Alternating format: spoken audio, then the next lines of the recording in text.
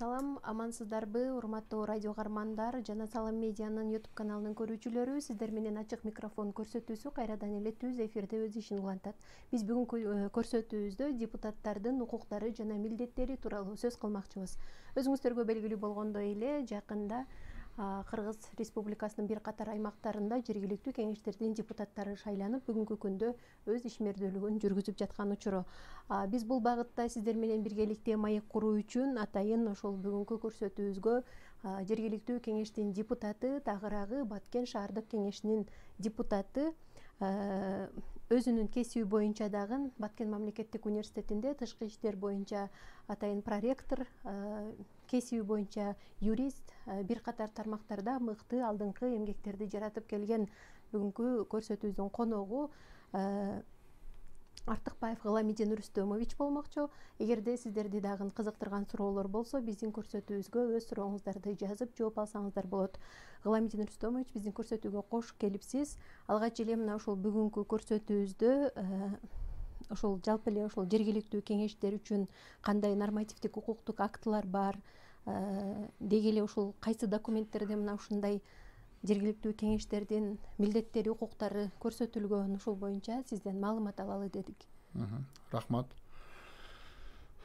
Жалпы эле ушул урматтуу радио угуучулар, жергиликтүү кеңештин депутаттарынын укуктары, алардын милдеттери, алардын ыйгарым укуктары, компетенция, полномочиялары боюнча сөз болгондо, биринчи эле кезекте ошол жергиликтүү кеңешти жөнгө салган кандай ченемдик укуктук актылар бар, Кыргызстанда кайсыл ушул мыйзамдык база бүгүнкү күндө ушул жергиликтүү кеңештин депутаттарыны жөнгө салып турат. Эми биринчи эле кезекте чуу дегенде эле ушул мыйзамдык база катары биз биринчи конституцияга негизденебиз. Ошол Кыргыз Республикасынын 2020 жылдагы кабыл алынган акыркы конституциясынын 4-чү бөлүмүнүн 111, 112, 113 беренелеринде ошол жергиликтүү кеңештердин депутаттарынын статусу боюнча, алардын ыйгарым укуктары боюнча, алардын ишмердүүлүктөрү боюнча конституцияда түздөн түз көрсөтүлгөн. Ал эми ушул калган ченемдик укуктук актылардын баарысы Кыргызстанда кабыл алынган. Ошол конституцияга ылайыкташтырылып, ошого карама каршы келбеген таризде жазылыш керек, кабыл алыныш керек. Эми ошол бир аз ошол Кыргызстандагы жергиликтүү өзүн өзү башкаруу багытында ошол депутаттардын ыйгарым укуктары боюнча тарыхка бир аз кылчайбасак болбойт.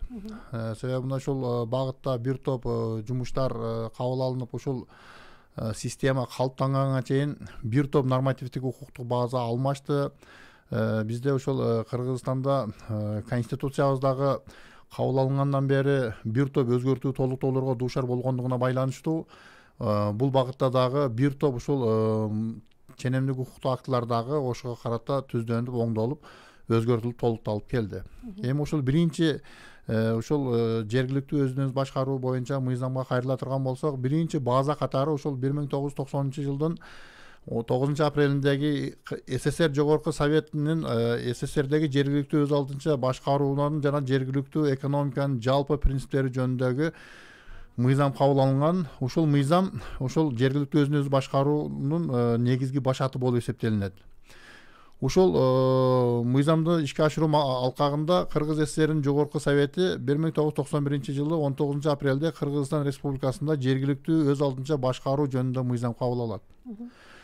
Андан кийин ушул 92-жылы 4-мартта жергиликтүү өз алдынча башкаруу жана жергиликтүү мамлекеттик администрация жөнүндө мыйзамы кабыл алынат. Бул мыйзамдар ушу кабыл алынганга чейин албетте ошол 1993-жылы 5-майда кабыл алынган конституцияга чейинки кабыл алынган ченемдик укуктук акты болгондугуна байланыштуу ошол 93-жылдан кийин бул багытта мыйзамдар ошол конституцияга ылайыкташтырылып, өзгөртүлдү. Андан кийин ушул 94-жылы 18 августта Кыргыз Республикасында жергиликтүү өз алдынча башкаруу реформалоо боюнча Кыргыз Республикасынын атайын жарлыгы чыккан. Ошол жарлыктын негизинде 94-жылдын 22-сентябрында Кыргыз Республикасында жергиликтүү өз алдынча башкарууну уюштуруунун негиздери жөнүндөгү жобо президенттин атайын жарлыгы катары кабыл алынат. Андан кийин 96-жылы 20 мартта президенттин атайын жарлыгы чыгат. Жергиликтүү мамлекеттик администрациялардын жана жергиликтүү өз алынча башкаруу органдарынын башчыларынын ролун жана жоопкерчилигин жогорулатуу боюнча чараларды көрүү жөнүндө жарлыгы. Андан кийин 99-жылы 2-августта президенттин жарлыгы Кыргыз Республикасында жергиликтүү өз алынча башкаруу андан ары өнүктүрүү жөнүндө мыйзам кабыл алынат. 2000-жылдын 13-январында жергиликтүү кеңештердин депутаттарынын статусу жөнүндө атайын мыйзам кабыл алынган. Бүгүнкү күндө ушул жергиликтүү кеңеш ушул депутаттардын өзгөчө мына статусу жөнүндө мыйзам менен жөнгө салынып иш алып барылат. Андан сырткары ушу 2008-жылы жергиликтүү өз алынча башкаруу жана жергиликтүү мамлекеттик администрациялар жөнүндө мыйзам кабыл алынат. Андан кийин акыркысы ошол 2011-жылдын 15-июлунда жергиликтүү өз алынча башкаруу жөнүндө мыйзам кабыл алынат. Эми эмне себептен ушул багытта мынча мыйзам, мынча жарлык, мынча токтом кабыл алынып кетти? Себеби Кыргызстанда улам реформа, жер реформасы, суу реформасы, андан сырткары ошол мамлекеттик башкаруу системасындагы реформалардын болушу, конституциянын улам өзгөрүп толукталып өзгөргөндүгү ушул багыттагы ченемдик укуктук актыларды өзгөртүп кайрадан кабыл алганга түрткү берди. Андан сырткары ошол биздин конституцияга ылайык ушул жергиликтүү кеңештердин өз алынча башкаруу органдарындагы өзгөчөлүктөр, айырмачылыктар дагы ушул эгемендүүлүктүн 30 жылдыгында бир топ өзгөртүүлөргө дуучар болду. Түздөн түз башкаруу, вертикалдык башкаруу, андан сырткары жергиликтүү кеңештердин депутаттарын шайлоо, партиялык тизме менен шайлоо, одномандатный шайлоо округу, андан сырткары мына жергиликтүү кеңештер жогорку кеңештен сырткары бизде буга чейин областтык кеңеш түшүнүгү жашап өттү, райондук кеңеш түшүнүгү жашап өттү. Андан кийин мына шаардык кеңеш менен жергиликтүү мааниде шаардык кеңеш менен айылдык кеңешке бүгүнкү күндө токтолуп отурат. Ушул тарыхты биз айтып кетпесек болбойт. Себеби бул мыйзамдарда ар бир мыйзамдын өзгөрүшүндө бир топ мүчүлүштүктөр, жетишкендиктер, кемчиликтер менен толукталып келди. Мисалы үчүн буга чейин ушул шаардын мэрини тикелей эл тарабынан шайланган учурлар болду. Бүгүнкү күндө мыйзамдык база бир аз башкачараак. Шаардын мэри ушул жалпы депутаттар тарабынан шайлоо болуп жатат. Ошондуктан ушул мыйзамдык базада ошол ар бир жана биз башында санап өткөн ченемдик укуктук актыларда конституциянын түрдүү өзгөрүүсүндө түрдүү багытка болгондугу менен кабардар болунат. Демек абдан жакшы бир тарыхый документтерди санап өттүңүз да, ошол жергиликтүү кеңештерге байланышкан эле мыйзамдарда мына ушунча өзгөртүү, ушунча толуктоолор, жаңылануулар болуп келди. Биз бүгүнкү күндө ушул көпчүлүк жергиликтүү кеңештерге дээрлик облусубуздун бардык аймактарында деги эле республика боюнча жаңы буга чейин депутат болбогон, жергиликтүү кеңештерде бир дагы депутат болбогон жарандарыбыз көбүрөөк келди да. Мына ушуларга биз маалымат иретинде ушул биздин жергиликтүү кеңештерибизде кандай депутаттардын укуктары бар деп билгибиз келип, атайын төрагаларды чакырсак дагы биздин көрсөтүүгө келбей жатышты. Бирок ушул бул кандай укуктар, негизи эле ошол жөнүндө жарандар деле ошол укуктар жөнүндө, депутат эмне иш кылгандыгы жөнүндө билсе болобу? Мына ушул укуктарга эми жалпысына болбосо дагы үстүртөн бир өзү депутаттар, жергиликтүү кеңештин депутаттары эмнелерге укуктуу, үлгү катары, мисал катары санап өтсөңүз агай. Рахмат. Ушул жергиликтүү кеңештин депутаты дегенибизде сөзсүз түрдө бүгүнкү күндө ушул шаардык кеңештин депутаты жана айылдык кеңештин депутаты деген түшүнүктү кабыл алышыбыз керек. Биз ушул жергиликтүү кеңештин депутаты, шаардык кеңештин депутатына токтоло турган болсок, ушул шаардык кеңештин депутатынын ыйгарым укугу менен айылдык кеңештин депутатынын ыйгарым укугунда бир аз айырма бар. Эми ушул биз шаардык кеңештин депутаты болгондугубузга байланыштуу ушул шаардык кеңештин депутаты кандай ыйгарым укуктарга ээ? Деги эле депутат ким өзү? Бул жергиликтүү кеңеш, шаардык кеңеш бул өкүлчүлүктүү орган. Жалпы эл тарабынан түздөн түз шайланып келген эл өкүлү, шайлоодо жеңишке жетишкен эл өкүлү. Атайын ушул мандаттын негизинде, төш белгинин негизинде ушул депутат статусун алат. Албетте бул ушул бүгүнкү күндө партиялык тизме менен келет. Партиялык тизме дагы атайын ушул жергиликтүү кеңештердин депутаттарын шайлоо боюнча атайын мыйзам менен жөнгө салынат. Ошол мыйзамга ылайык ошол партиялык тизме менен бүгүнкү күндө шаардык кеңеш куралат. Ошол шаардык кеңеш куралгандан кийин ошол депутаттар өздөрүнүн ушул ишмердүүлүгүндө бүгүнкү күндө ушул партиялык тизме менен келгендигине байланыштуу буга чейин ушул депутат болбогон ушул жарандарыбыздагы жаш жигердүү жаштарыбыз дагы бүгүнкү күндө депутаттардын катарын толук толтурат. Албетте ушул депутат болгондон кийин депутаттын ыйгарым укуктары боюнча, алардын полномочия компетенциялары боюнча дагы аларда бир аз маалымат болуш керек.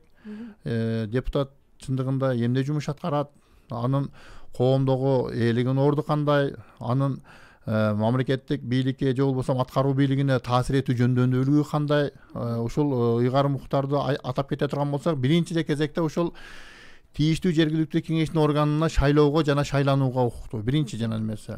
Шайлоо жана шайлануу укугу дегенде сөзсүз түрдө ушул шаардык кеңештин төрагасы болобу же ошол шаардын аткаруу бийлигинин органдарына, жетекчилик кызматтарына шайланууга же болбосо ошолорго көрсөтүлгөндө аларды шайлоо укугуна ээ болуш керек. Сөзсүз түрдө. Андан кийин ошол жергиликтүү кеңештин жана анын органдарынын кароосу үчүн маселелерди сунуш кылууга сөзсүз түрдө депутат өзүнүн ушул округунан өзү таянган социалдык группалардын шайлоочуларынын наказдарыны аткаруу максатында же болбосо жалпы эле шаарды өнүктүрүү багытында ушул шаардык кеңешке атайын маселе катары сунуш киргизип, маселе катары киргизгенге укугу бар. Андан кийин ушул жергиликтүү кеңештердин жана анын органдарынын жыйналыштарынын күн тартибине талкуулануучу маселелерди кароонун тартиби жана алардын маани маңызы боюнча сунуштарды, сын пикирлерди киргизүүгө укуктуу.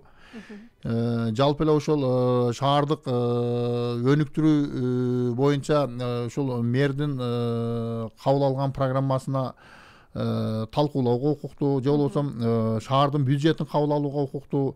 Жалпы эле ушул жергиликтүү маанидеги ушул кандай гана маселе болбосун, аны жетекчилик кызматтарын бекитүүдөн тарта жалпы ушул өнүктүрүү программасына чейинки баардык программаларга, маселелерге түздөн түз анын ушул катышууга укугу бар. Жакшы экен. Бүгүнкү күндө ушул жергиликтүү кеңештин депутаттарынын албетте негизи эле ар бир нерседе укук менен милдет чогуу жүрөт эмеспи? Ошол депутаттардын милдеттерин дагы бир аз токтолуп айтып кетсеңиз агай. Эми депутаттын милдеттери дегенибизде сөзсүз түрдө эл өкүлү болгондон кийин депутат ошол шаардык кеңештин сессияларыны калтырбай катышууга сөзсүз милдеттүү. Андан сырткары ошол партиялык тизме менен келгендигине байланыштуу өзүнүн шайлоочуларынын, өзүнүн шайланып келген округундагы шайлоочулардын ал акыбалын аларга отчет берип туруу маселеси боюнча бир топ багытта ошол өзүнө түздөн түз мыйзамда көрсөтүлбөгөн милдеттенмелер болбосо дагы анын жеке инсан катары моралдык жоопкерчиликти, тикелей жоопкерчиликти мойнуна алган бир жоопкерчилик менен караган, ошол жалпы эле шаардын тургуну катары, депутаты катары ушул шаардын өсүп өнүктүрүүсүнө өзүнүн түздөн түз салымын кошуу дегенде ошол программаларды кабыл алууда, өзүнүн жеке сунуштарын берүүдө, сын пикирлерди берүүдө, же болбосо ошол жергиликтүү маанидеги аткаруу органдарынын жумушунун ийгиликтүү же ийгиликсиз болушунда анын өзүнүн ой пикирлеrini, сындарыны кошууга сөзсүз немеси бар. Бүгүнкү күндө демек биздин жашоочуларыбыздан кандайдыр бир сунуштар, кандайдыр бир көйгөйлөр бар болсо, ал биздин жергиликтүү кеңештин депутаттарына жеткирилсе да, жеткирилбесе да, ошол аймактын жашоочусу катары ошол көйгөйлөрдү алып чыкканга, тиешелүү аткаруу органдарга жеткирип ошону чечкенге түздөн түз тикелей милдеттүү.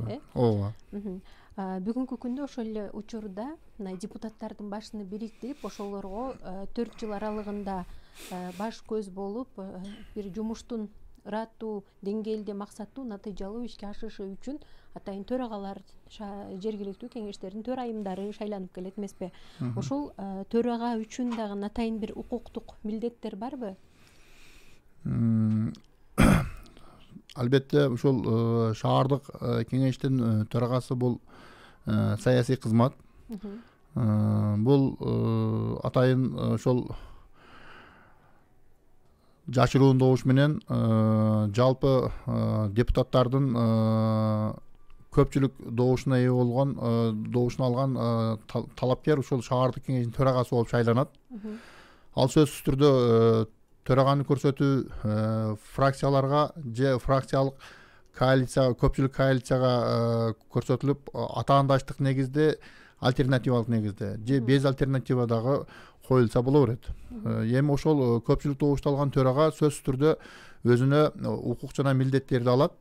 Ошол төрага өзүнүн мөөнөтүндө ошол шаарды өнүктүрүү планы, аткаруу бийлигин көзөмөлдөө, депутаттардын ишмердүүлүгүнү жакшыртуу, андан сырткары ошол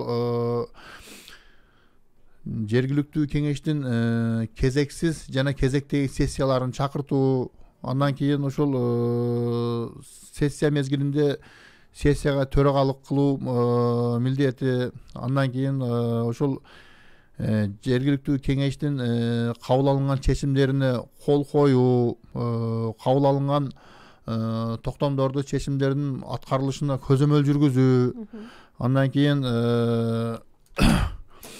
жергиликтүү кеңеш тарабынан жүктөлгөн дагы башка маселелерди милдеттенип алуу, андан кийин ошол жергиликтүү кеңеш тарабынан жүктөлгөн баардык маселелерди, ошол сыйлык берүү маселелери, бир топ маселелерде ошол төрага өзүнө бир топ милдеттенмелерди алат.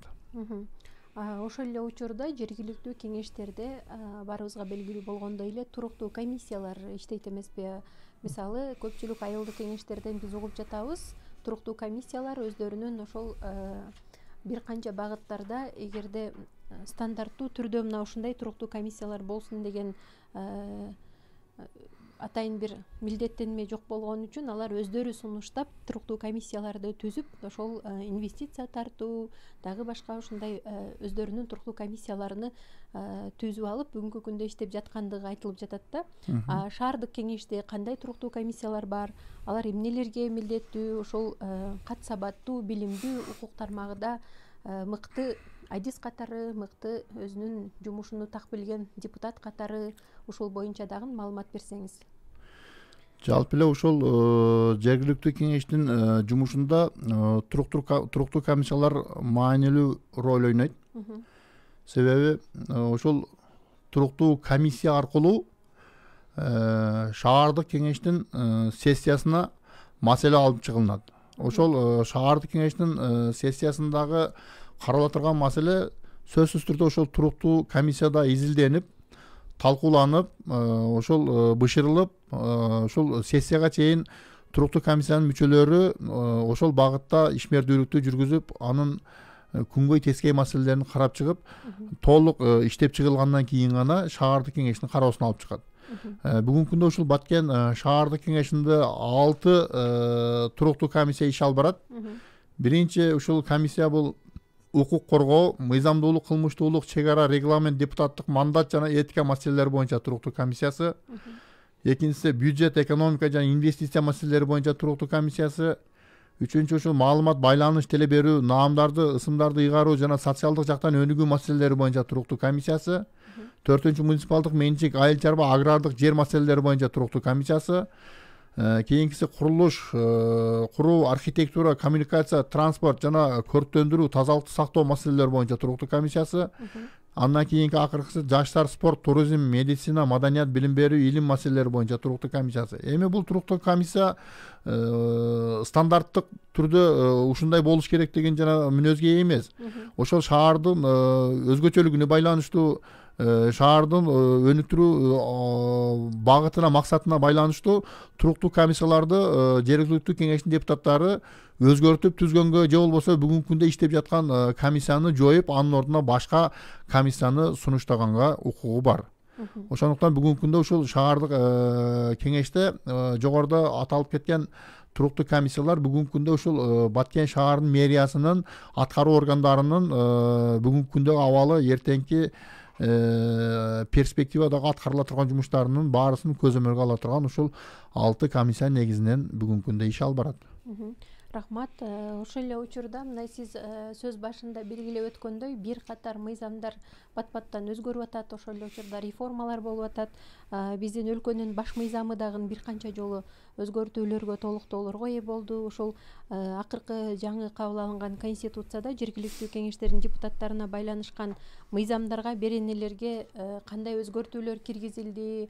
Ошол боюнча дагы эми албетте Баткен жергесинде мыкты маалыматы бар же мыйзамды өтө жакшы билген адистерди табуу абдан өтө эле мындай түйшүктүү маселе болгон үчүн мүмкүнчүлүктү пайдаланып ушул багытта дагы сизден маалымат алгыбыз келип атат да. Эми ушул акыркы кабыл алынган конституцияда жергиликтүү өзүн өзү башкаруу, ушул жергиликтүү кеңештер жөнүндө атайын ушул 3 беренеде атайын ченемдик укуктуу актылар камтылып кеткен. Негизинен бул акыркы кабыл алынган конституция буга чейинки кабыл алынган 2010 жылдын 27-июнундагы кабыл алынган конституция, андан кийин 2016 жылдагы өзгөртүү толуктоого дуушар болгон конституцияларда көрсөтүлгөн ошол жергиликтүү өз алынча башкаруу органдарынын жөнүндөгү мыйзамдардагы маани маңыз негизинен көп деле өзгөрүүгө дуушар болгон эмес. Негизги өзгөрүүлөр булар ошол депутаттын статусу жөнүндөгү мыйзамда бир топ өзгөртүүлөр болуп атат. Бул ошол замандын талабына ылайык ар бир кабыл алынган мыйзам сөзсүз кабыл алынган боюнча ал бир орунда туруп калбайт. Себеби мыйзам бул тирүү организм. Ал спираль түрүндө коомдук өнүккөн сайын, коомдук мамилелер өзгөргөн сайын ошол коомдук мамилеге жараша нормативдик ченемдик укуктуу актылар дагы өзгөрүп туруш керек. Бүгүнкү күндө ушул жергиликтүү өз алынча башкаруу органдары дагы ошол коомдук мамилелерге байланыштуу кайсыл нукка өзгөргөн болсо, нормативдик база дагы ошол багытка карай өзгөрүш керек. Бүгүнкү күндө ушул акыркы өзгөрүү, конституциядагы өзгөрүү менен ченемдик укуктуу актыдагы өзгөрүү бир эле нукта тургандай. Себеби эски конституциянын нормасы менен жаңы конституциянын нормасын салыштырганда эч кандай мындай өзгөрүүлүк, мындай сезилээрлик багыттагы өзгөрүүнү байкаган жокпуз. Өтө олуттуу өзгөрүүлөр жок. Жок. Жакшы экен, биз радио угармандарыбыздан келген суроолорго кезек берели. Саламатсыздарбы дейт. Менин атым Айнура, менин суроом мындайча эле дейт. Баткен шаардык кеңешинде өзүнүн укук милдеттерин билбей келип калган депутаттар дагы болобу деген суроо экен. Эми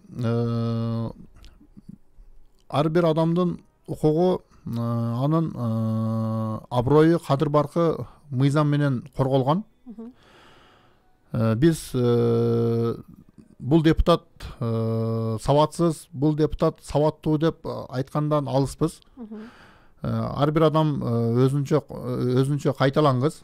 Ошондой болсо дагы салыштырмалуу негизде мындай ченемдик укуктук актылар боюнча эми эл өкүлү болгондон кийин сөзсүз түрдө мыйзамдык базаны үйрөнүү абзел. Ушул мыйзамдык база боюнча сөзсүз тааныш болуш керек. Тем более мына шаардык кеңеште мына 6 туруктуу комиссияга биз депутаттарды бөлгөнбүз. Ушул 6 туруктуу комиссияда эмгектенип жаткан биздин депутаттар өздөрүнүн багыты боюнча тийиштүү нормативдик укуктук базаны изилдеп окуп үйрөнүп чыгыш керек. Эгерде аны окуп үйрөнүп чыкмай сайын ошол багыттагы жумуштардын ийгиликтүү аткарылышына алешемдиктерге жол берилишине, андан кийин алардын ийгиликтүү ишке ашып кетишине өздөрүнүн түздөн түз салымын кошо албай калган учурлар болуп калат. Ошондуктан сөзсүз түрдө жаш жаңыдан шайланып келген депутаттарды ошол шаардык кеңеш тарабынан, мамлекеттик эмес уюмдар тарабынан жалпы эле ушул республикалык масштабта атайын окууларды өткөрүү, уюштуруу бүгүнкү күндүн талабы деп ойлоймун, эсептеймин. Жакшы экен. Дагы бир радио каарманыбыздын суроосуна кезек берели. Саламатсыздарбы дейт. Мен сиздерди таксиде бара жатып угуп калдым дейт. Жергиликтүү кеңештердин депутаттары менен кандай байланышса болот дейт. Айылдык жана шаардык кеңештин депутаттарынын атайын кабыл алуучу байланыш номерлери болобу дейт. Албетте болот. Ар бир депутат белгилүү бир шайлоо округунан шайланып келген, белгилүү бир кварталда юридикалык адресте турат ал. Ошол бир эле депутат ошол өзү жашаган кварталдын депутаты эмес, жалпы ошол шаардын депутаты болуп эсептелинет. Ошол шаардын депутаты элдин көйгөйүнү, маселесин чечебиз, шаардын өнүктүрүүсүнө өзүбүздүн салымыбызды кошобуз деп ошол партиялык тизме менен депутат болуп шайланып келгенден кийин сөзсүз түрдө шайлоочулардын өзү таянган социалдык группалардын абалын көрүп, аларга отчет берип, алар менен тыгыз мамиледе иштешүү, андан сырткары ошол көйгөйлөрдү чечүү максатында ошол жалпы шайлоочулардан түшкөн наказдарды ишке ашыруу боюнча алардын үнүнү шаардык бийликке, жергиликтүү аткаруу бийлигине жеткирүү максатында сөзсүз түрдө жумуштарды аткарыш керек. Алардын өздөрүнүн ушул ишеним телефондоруну бүгүнкү күндө баардык ушул сотовый телефон жеткиликтүү. Ар бир депутат өзүнүн ушул телефонуну социалдык түйүндөр аркылуу жана башка каражаттар аркылуу жалпы элге камсыз маалымдап койсо болот. Анан атайын мынабул күнү кабыл алуу күнү деген шаардык кеңештин жаранмесинде жок, күн тартибинде. Дагы бир радио каарманыбыздын суроосу келиптир. Саламатсыздарбы? Мен Баткен шаарынын тургуулу атым Айбек дейт. Сиздерге шаардагы маселелер тууралуу кайрылсак дедик эле, кантип байланышсак болот дейт. Мен ушул жеке өзүмдүн телефон номерим 76 менен 23-20-20 телефон номерине кайрылсаңыздар болот. Биз ушул шаардык кеңешке ынтымак саясий партиясы менен келгенбиз. Ушул ынтымак саясий партиясы өзүнүн шайлоо алдында жалпы элге айткан платформабыз, программабыз бар эле. Ошол эл алдына койгон платформаларыбызды, элге берген убадаларыбызды бүгүнкү күндө баарысыны бир мезгилде аткардык дегенден алысмын, бирок ошол шайлоо алдындагы платформадагы келтирилген маселелердин кээ бирлери бүгүнкү күндө ишке ашты. Атап кете турган болсок, мына Жаман Тукум кварталында жайгашкан шайлоочулардын Баткен шаарынын тургундарына ушул көпүрө маселеси чоң көйгөйдү жаратып жаткан. Ошол бүгүнкү күндө ушул ынтымак саясий партиясы ошол жерге өзүбүздүн демөөрчүлүк менен көпүрө куруп бердик. Андан сырткары спонсорлук жана немеде Параң участкасына ФАП менен мечит салынып бүтөөр алдында турат. Андан сырткары да бир топ алгылыктуу жумуштар аткарылып атат. Келечекте буюрса дагы ушул 4 жыл ичинде ушул Баткен шаарынын инфраструктурасын өнүктүрүүдө бир топ өзүбүздүн жакшы сунуштарыбызды, өзүбүздүн программабызды ишке ашырууда ынтымак саясий партиясы бир жакшы ойлорду, жакшы пландарды ишке ашырабыз деген ойдобуз. Рахмат, бул жакта жакшы каалоо тилектер дагы бар экен. Саламатсыздарбы дейт. Баткен шаардык кеңешине сиздей билимдүү, мыйзамдарды мыкты билген депутаттардын келгендигине кубанабыз. Ишиңизге ийгилик деген каалоо тилек бар экен. Рахмат. Ошондой эле дагы бир бул жерде саламатсыздарбы, Салам медиа дейт. Менин суроом дейт, Баткен шаардык кеңеши кеңешинин депутаты өзү юрист экен дейт. Анча мынча маселелер боюнча жекече кайрылып дагы сиз айткан номерге байланышсак болобу дейт. Болот. Биз ушул жерден дагы бир кошумча маселени айтып кетсек, ушул биз бүгүнкү күндө Баткен мамлекеттик университети менен негизги туруктуу иштеген жайым. Ушул жерде жалпы элге кызмат көрсөтүү бул сөзсүз түрдө укуктук жактан. Бүгүнкү күндө ушул эл, карапайым эл ушул укуктук жактан жардамга өтө муктаж. болгондо дагы ошол мамлекет тарабынан кепилденген акысыз юридикалык жардамга. Бүгүнкү күндө ошол юристтин кызматына пайдаланууга барганда эле сөзсүз түрдө канча төлөйсүң деген маселе жаралат. Ошондуктан ушул жалпы көйгөйдү чечүү максатында Баткен мамлекеттик университетинин алдында юридикалык клиника ачып, бүгүнкү күндө элге кызмат кыла баштады. Менин жеке өзүмө кайрылсаңыздар да болот. Ушул учурдан пайдаланып, ушул Баткен мамлекеттик университетинде жаңыдан ачылган юридикалык клиникага кайрылсаңыздар, сиздерге сапаттуу мамлекет тарабынан кепилденген акысыз юридикалык жардамды алсаңыздар болот. Бул дагы болсо ушул шаар тургундарынын жыргалчылыгы же болбосо ушуларга бир жардам көрсөтүү багытында атайын бир проект менен ишке ашырылып жаткан учуру. Жакшы экен. Бул жактан дагы бир радио каарманыбыздын өтүнүчү бар экен. Саламатсызбы Канышай? Менин суроомду окуп өтүңүзчү, сураныч деп кайра жибериптир. Менин суроом Галамидин Рүстөмович сизге дейт. Шайлоо астында сиздердин партия окуу жайлардын алкагында гимназия ачылат деген, лицей ачылат деген сунуштарды айттыңыздар эле. Бүгүнкү күндө бул демилгеңиздер жүзөгө аштыбы дейт. Рахмат. Биз ушул шайлоо алдында элге бир топ платформаны сунуштаганбыз. Ошол платформанын бирөөсү катары ушул Баткен шаарында ушул билим берүү тармагында бир жаңыча гимназия лицейин ачууну элге жарыяладык элек. Албетте бул бүгүнкү күндө жакшы жаңылык болуп отурат. Жаңы окуу жылына карата бул лицей ачылуу алдында турат. Бүгүнкү күндө окуучуларды тандоо үстүндөбүз. Бул проект Түркия Республикасы менен бирдикте чогуу ишке ашып жаткан проект. Бүгүнкү күндө ушул Ыйман лицейи Баткен шаарында ушул Кыргыз Республикасында ишке ашып жаткан Түрк Республикасы тарабынан ишке ашырылган 3-чү проект болуп эсептелинет. Буга чейин ушул Ыйман лицейи Бишкек шаарында жана Ош шаарында ишке ашкан болсо, 3-чү проект катары ушул Баткен шаарында ишке ашырылып отурат.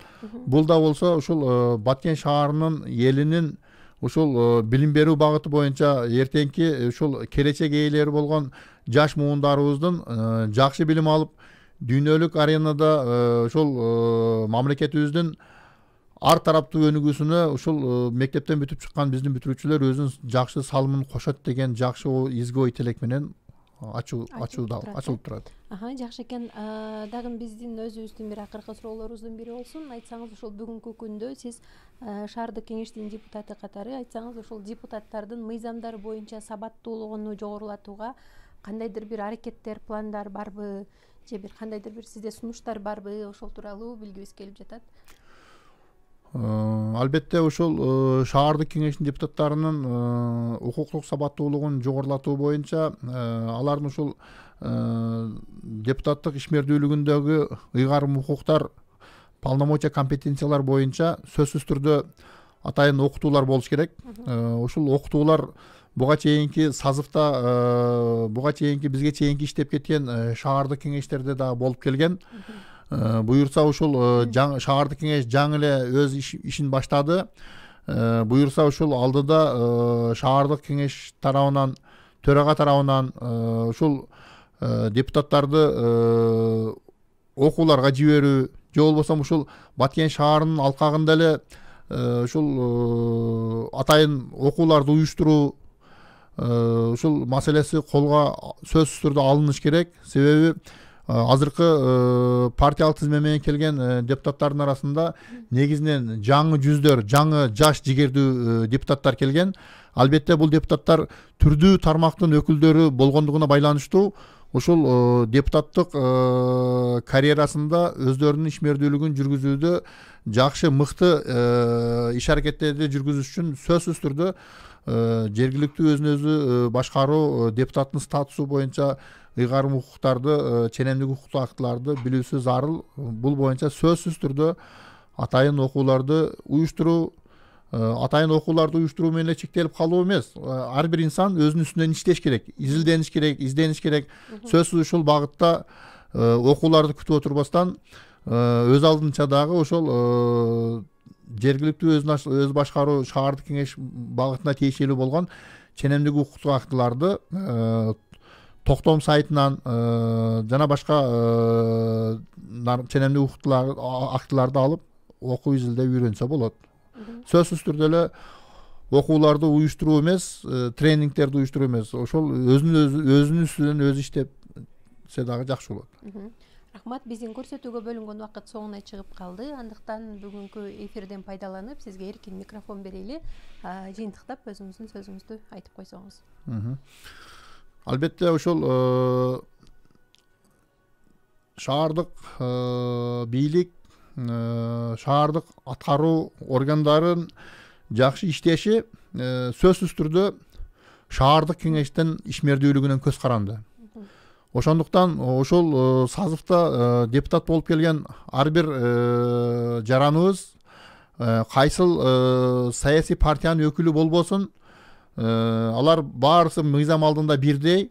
Ошондуктан ошол Баткен шаарыбыздын гүлдөп өсүшүнө, шаарыбыздын кооз шаарлардын катарына кошулушуна, андан сырткары бүгүнкү күндө ушундай бир тарыхый кырдаал түзүлүп отурат. Мына Баткен областы атайын өзгөчө макам алды. Баткен областынын борбору бул Баткен шаары, Баткен областынын борбору болуп эсептелингендиктен бул шаарда атайын өзгөчө бир багыттагы жумуштар жүрүш керек. Ошол жумуштардын жүрүшүнө сөзсүз түрдө ушул шаардык кеңештин депутаттарынын деңгээлинен көз каранды. Ошондуктан биздин ушул ойлойбуз, ушул жакынкы 4 жыл аралыгында биздин ушул сазывдагы депутаттар Баткен шаарынын инфраструктуранын өнүгүшүнө, ар тараптуу өнүгүшүнө өзүнүн салымын кошуп, сөзсүз түрдө ушул шаарыбызды бир жашыл өсүп өнүккөн шаарлардын катарына кошулушуна сөзсүз тилектештигибизди билдиребиз. Чоң рахмат. Жакшы, атайын убакыт таап келип биздин суроолорубузга жана биздин радио каармандардын суроолоруна жооп бергендигиңизге ыраазычылык билдиребиз. Ишиңизге ийгилик каалайбыз. Урматтуу радио каармандар, ушуну менен биздин бүгүнкү көрсөтүүгө бөлүнгөн убакыт соңуна келип жетти. Биз бүгүнкү көрсөтүүбүздө жергиликтүү кеңештин депутаттарынын укуктары жана милдеттери тууралуу сөз кылдык. Албетте бул биздин мындан аркы бул багыттагы темаларыбыз улана бермекчи. Эгерде сиздердин дагы кандайдыр бир ошол темаларга байланышкан суроолоруңуздар, сунуш пикирлериңиздер болсо, биз дайыма сиздер менен байланышканга, сиздер менен мына ушундай талкууларды уюштурганга ачыкпыз. Көрсөтүүнү мен Каныша Яшымова алып бардым. Кийинки көрсөтүүлөрдөн амандашканга чейин саламыбыз түз болсун.